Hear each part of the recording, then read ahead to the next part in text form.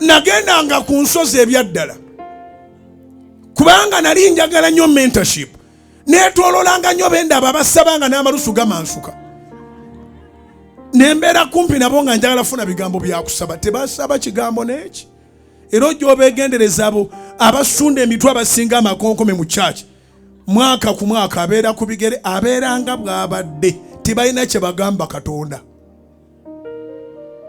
kubanga ebiseera bisinga kuba kwemulugunya.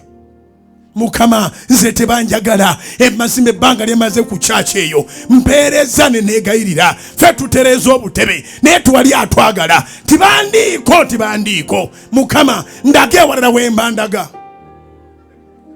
Era nze ono ogugulupu gw'abeegayirizi nagugobawo nabagamba buli awulira nti alina omutima ogwegayirira church yeegayirire ewuwe kubanga mmanyi nti waliwo ddala abeegayirira nendyoka nfuna kye nnaayogera buli lunaku waliyo abasajja n'abakazi abeegayiriza abaddala si bano abaga nti bw'amaze okwegayirira tafunye soda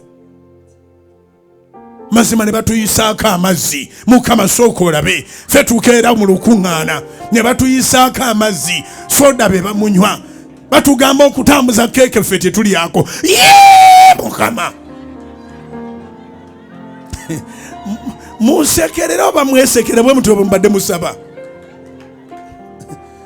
Jabeza ajja maaso ga Mukama nagati singa ompeeredde ddala omukisa. I'm already blessed. Would you please give me more blessings? All that you do bless me indeed. 1 Chronicles chapter 4 verse 9 to 10. All that you do bless me indeed and enlarge my territories, and that your hand would be upon my life, so that I may not be in sorrow again. Yagenda okumalizanga Mukama yawadde datiika esaala twala